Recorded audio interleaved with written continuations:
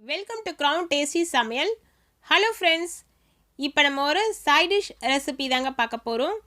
இது ஒரு தால் ரெசிபி, அதாவது சப்பாத்திக்கு ரொம்ப பர்ஃபெக்டாக மேட்ச் ஆகிற ஒரு பருப்பு மசியல் தான். இந்த பருப்பு மசியல் நீங்கள் இது போல் ஒரு முறை செஞ்சு சாப்பிட்டு பார்த்துட்டிங்கன்னா அதுக்கப்புறம் இந்த டேஸ்ட்டுக்கு நீங்கள் அடிமையாயிடுவீங்க அப்படின்னே சொல்லலாம். எப்படி செய்கிறதுன்னு பார்த்துருவோம்.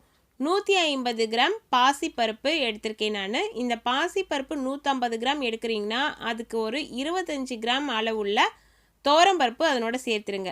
இது கரெக்டாக இதே ரேஷியோவில் தான் சேர்க்கணுன்றது கிடையாது. பாசிப்பருப்பு உங்களுக்கு 3 பங்கு அப்படின்னா அதுக்கு சும்மா ஒரு 3ல் 1 பங்கு பருப்பு சேர்த்துக்கிட்டிங்கன்னா போதும். அதை வாஷ் பண்ணி ஊறட்டும். ஒரு ப்ரெஷர் பேனில் தேவையான அளவு எண்ணெய் விட்டுக்கோங்க. இதை நம்ம சப்பாத்திக்கு பயன்படுத்த போகிறோம் அப்படிங்கிறதுனால நான் இதுக்கு கடலெண்ணெய் தான் சேர்த்துருக்கேன். கடலெண்ணெய் சூடேறி வர இந்த சமயத்தில் கொஞ்சமாக வெந்தயம் தாளிச்சுக்கோங்க. ஒரு 1/4 டேபிள் ஸ்பூன் அளவு. நிறைய சேர்த்துட்டா அந்த கசப்பு தன்மை வந்துடும்.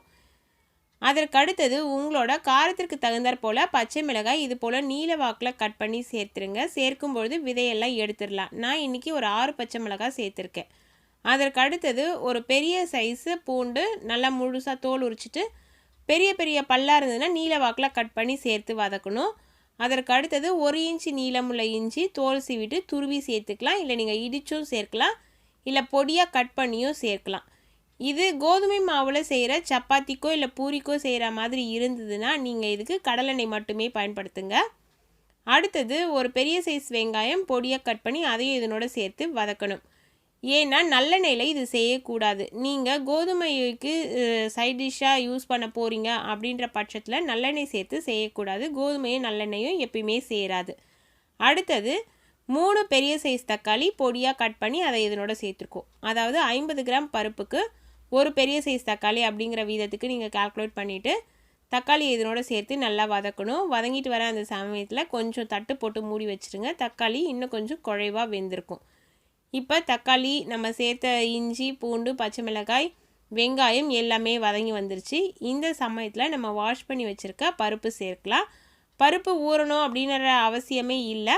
அப்படி இல்லைனாலும் பரவாயில்ல, நீங்கள் ஊற வச்சுருந்தா சீக்கிரமாகவும் வெந்துடும் உங்களுக்கு. பருப்பை சேர்த்தாச்சு. மஞ்சள் பொடி 1/2 டேபிள் ஸ்பூன் இதில் சேர்த்துருவோம். இதுக்கு காரத்துக்கு மிளகாய் தூள் எதுவுமே தேவை கிடையாது. நம்ம சேர்த்துருக்க பச்சை மிளகாயே போதும். தேவையான அளவு தண்ணி இதில் சேர்த்துடலாம்.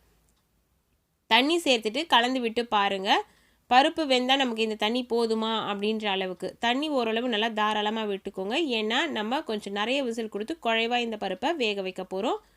தண்ணி தாராளமாக சேர்த்துட்டு ப்ரெஷர் பேனோட மூடி போட்டு மூடிட்டு வெயிட் அதனோட சேர்த்துருங்க. சேர்த்துட்டு இது ஊற வச்ச பருப்பாக இருந்ததுன்னா 5 விசில் கொடுங்க. ஊற வைக்காத பருப்பாக இருந்தால் ஒரு 6லேருந்து 7 விசில் கொடுத்திங்கன்னா பருப்பு இந்த அளவு குழைவாக உங்களுக்கு வெந்திருக்கும்.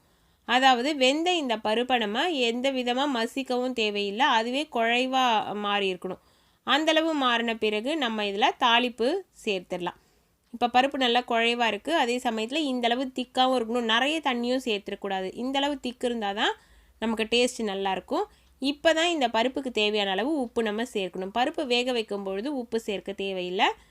நல்லா வெந்து முடித்த பிறகு உப்பு சேர்த்துருங்க. உப்பு சேர்த்துட்டு தாளிக்கிற பேன் ஸ்டவ்வில் வச்சு ஆன் பண்ணிவிட்டு கடலெண்ணெய் நான் சேர்க்குறேன். இல்லை நீங்கள் சன்ஃப்ளவர் ஆயில் சேர்க்குற மாதிரி இருந்தாலும் சேர்த்துக்கோங்க. நல்லா காய்ஞ்ச பிறகு கடுகு தாளிக்கணும்.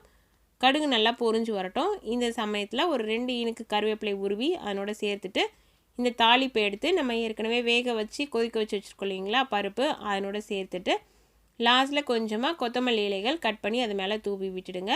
இப்போ நம்மளோட சப்பாத்திக்கு மேட்சான பர்ஃபெக்டான பாசிப்பருப்பு ப்ளஸ் பருப்பு சேர்ந்த தால் ரெடி ஆகிடுச்சு. நீங்கள் பாசிப்பருப்பில் மட்டும் செய்கிறத காட்டிலும் அதில் கொஞ்சமாக பருப்பு சேர்த்து இந்த ஸ்டைலில் நீங்கள் செஞ்சு சாப்பிட்டு பாருங்கள். அதனோட ஃப்ளேவரும் டேஸ்ட்டும் செம்மையாக இருக்கும்.